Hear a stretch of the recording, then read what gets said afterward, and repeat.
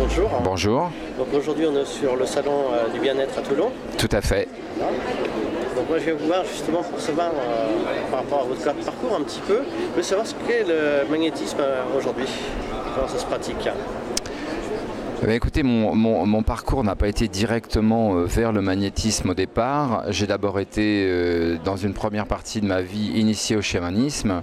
Donc j'ai été chaman et très vite je me suis aperçu que cet outil était trop restreint pour moi, m'éloignait d'une réalité plus urbaine.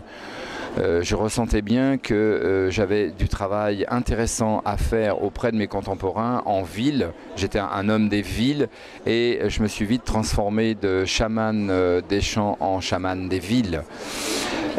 Sur ce réseau urbain, j'ai très vite aperçu certains outils qui m'étaient indispensables comme la radiesthésie et le magnétisme. Et entre autres, pour répondre à votre question, quel est le magnétisme aujourd'hui? Aujourd'hui, le magnétisme a beaucoup évolué et on pourrait dire qu'il est pleinement un art et une science qui va inviter celui qui le pratique à être un réel canal récepteur et intelligent, tout à fait créateur de soins qu'il va pouvoir proposer à la personne qui vient vers lui. Et tout le monde peut faire du magnétisme ou c'est réservé uniquement à certaines personnes? On pourrait dire que le magnétisme est inhérent à chaque individu. On pourrait comparer ça avec l'action de courir. Tout le monde peut courir, tout le monde sait courir, tout le monde peut rattraper son bus en courant, mais tout le monde ne devient pas marathonien. Voilà, donc le magnétiseur curatif, le magnétiseur qui va installer une réalité, une complémentarité aux soins de la médecine ou de la chirurgie, va être un marathonien. Et le radiesthésie, pardon. La radiesthésie, c'est un outil tout à fait complémentaire au magnétisme puisque c'est par la radiesthésie, le travail pendulaire, qu'on va pouvoir tester, checker différents paramétrages sur la personne qu'on va prendre en aide. On est aidant quand on est magnétiseur. Donc la radiesthésie, ça vient du latin radius, rayon, rayonnement, et du grec esthésie, sensibilité au rayonnement. Donc c'est pareil, pour me revenir vers la question précédente, où est-ce que tout le monde peut être magnétiseur? Tout le monde peut être aussi d'une certaine façon radiesthésiste. On avait en soi, en nous, inscrit ce fameux signal qui nous permettait de trouver de l'eau, de trouver un abri, de savoir, de ressentir s'il y avait un danger, ce que les animaux nous démontrent toujours. Le cartésianisme, la modernité, la technique nous ont éloignés de ces facultés qui sont toujours ancrées en nous. Et dans mes formations, entre autres, quand j'ai mes étudiants en cours, j'essaye de réactiver ce fameux signal qu'ils ont toujours en eux, qui les amène vers cette sensibilité, vers cet instinct. On l'appelle souvent l'instinct de l'eau. L'instinct de l'eau, l'instinct du sourcier, l'instinct de l'animal qui dans le désert va trouver l'endroit où il y a de l'eau effectivement. On l'a d'inscrit ça. Maintenant la radiesthésie c'est un mode opératoire avec des protocoles précis. C'est un réel travail qu'il faut inscrire, induire dans le subconscient. On va installer on pourrait presque dire un sixième sens, un réflexe tout à fait conditionné. Le réflexe par définition il est inconditionné, dans la radiesthésie il est conditionné. C'est-à-dire qu'on va se conditionner à une réaction, on va se conditionner à pouvoir switcher à l'instant T du mental conscient au mental inconscient. Et c'est au travers de ce switch, cette pause, qu'on va recevoir la fréquence vibratoire radiesthésique. Nous vivons dans un champ d'ondes, un champ de rayonnement et un fatras, on pourrait dire, de rayonnement. Le radiesthésiste, lui, a cette faculté naturelle de pouvoir sélectionner quel rayonnement l'intéresse. Et donc l'art vibratoire, ça marche comment?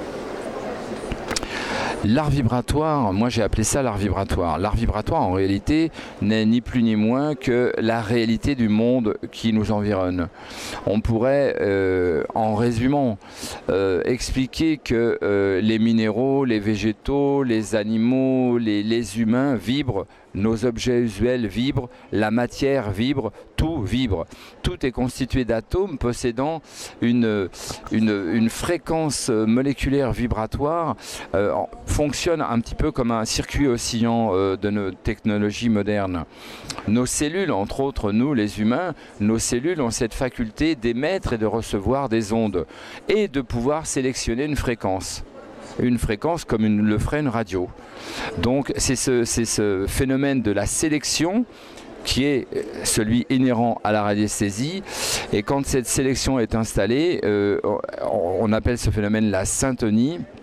On est dans l'acte radiesthésique. Mais cet art vibratoire, c'est avant tout cette conscience, cette validation de ce concept qui fait qu'on est entouré et on est tous qui nous entourent, nous sommes dans un monde vibratoire. Ces éléments vibratoires vibrent parce qu'ils sont soumis à des influences. Les influences, on pourrait en donner quelques-unes, par exemple la lumière du soleil, la chaleur, le son sont des influences. On va avoir des influences du côté cosmique et tellurique, les rémanences telluriques, les rayons radioactifs, les rayons cosmiques, les rayons électromagnétiques. On va avoir les phénomènes de gravitation, les phénomènes d'apesanteur, d'attraction terrestre. On va avoir tous les phénomènes de déplacement, de vitesse, de contact, de pression, de compression, de désintégration aussi. On va avoir les phénomènes chimiques, les phénomènes alchimiques. On va avoir les influences de la pensée de l'homme et de ses champs vibratoires. On va avoir les influences des formes et de la géométrie. On va avoir les influences des couleurs. On va avoir aussi les influences des échanges entre le microcosme et le macrocosme, etc., etc., etc.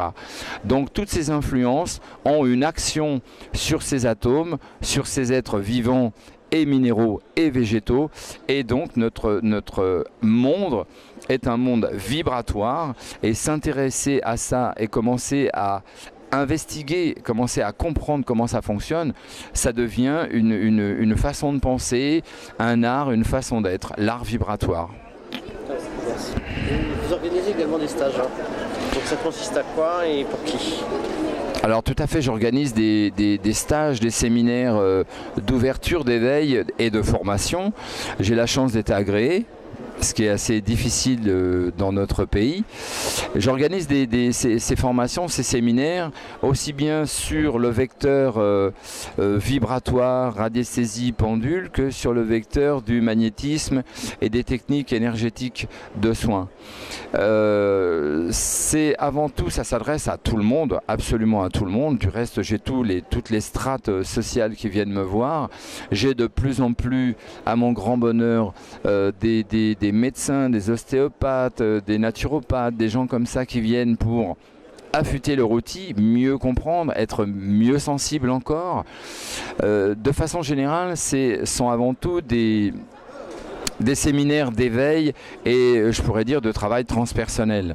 Les gens viennent avant tout dans ces centres-là, dans ces séminaires, pour comprendre comment fonctionne la vie.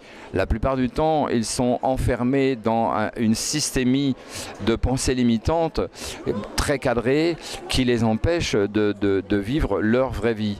Et au travers le pendule qui nécessite un lâcher-prise. On parlait tout à l'heure d'installer un réflexe conditionné. Ce réflexe conditionné de pause les invite, ça fait jurisprudence après, les invite à fonctionner après de cette façon-là.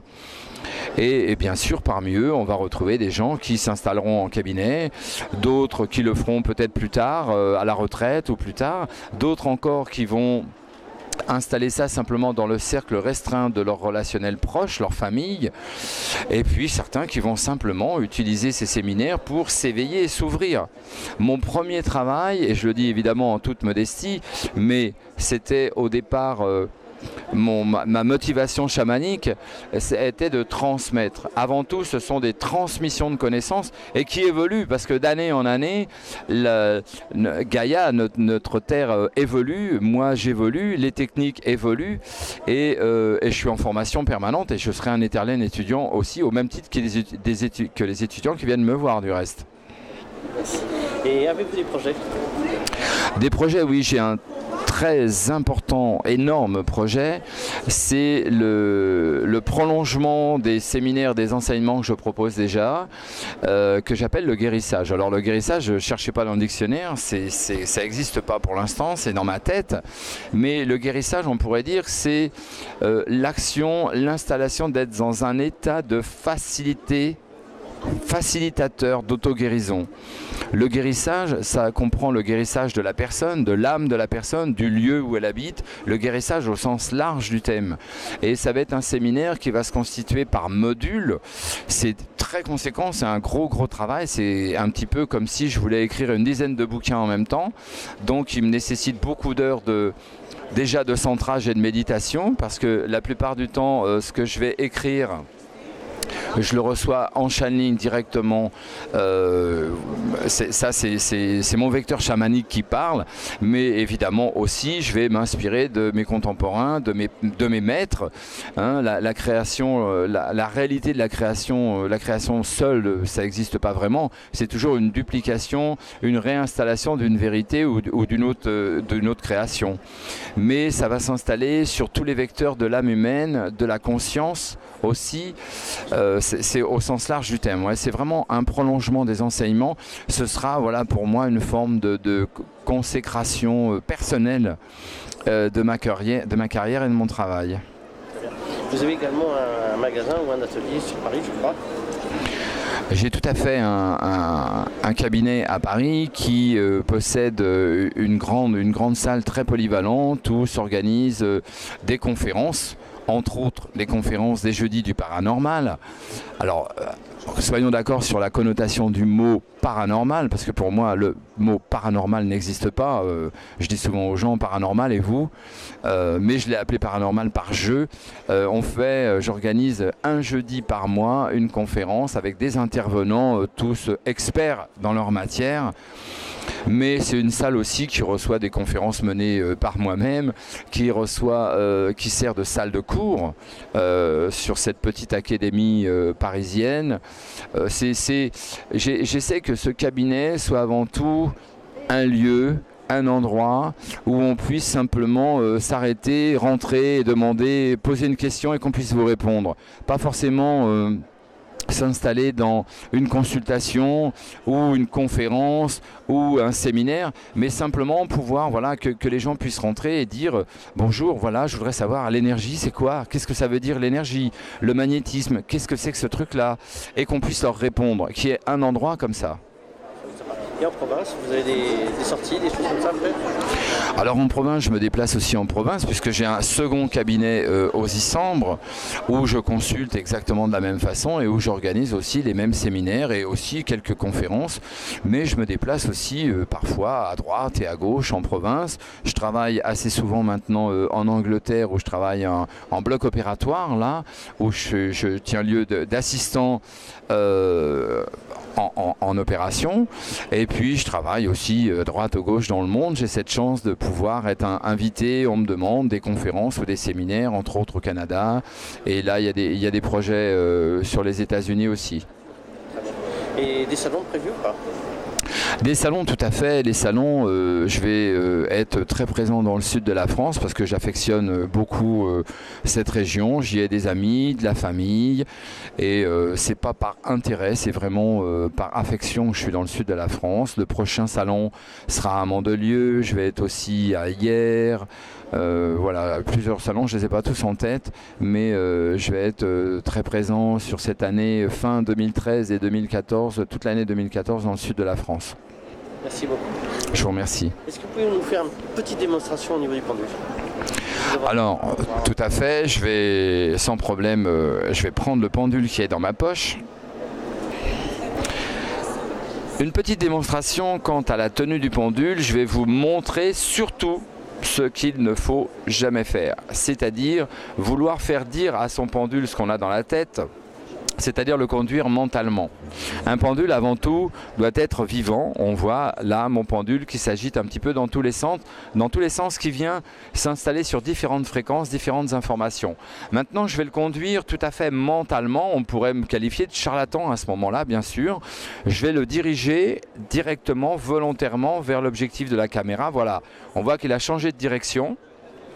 Comme je vais à l'instant même le diriger vers moi-même. Voilà, s'il vient dire bonjour à papa, on va voir qu'effectivement je ne bouge pas la main et que mon pendule s'organise à venir directement sur moi. Maintenant je vais lui donner de l'effet, c'est-à-dire je vais lui donner de la vitalité, de la force, et on voit qu'il casse sa chaîne et qu'il prend d'autant plus d'action et de force. Et je vais le stopper net, voilà, stop.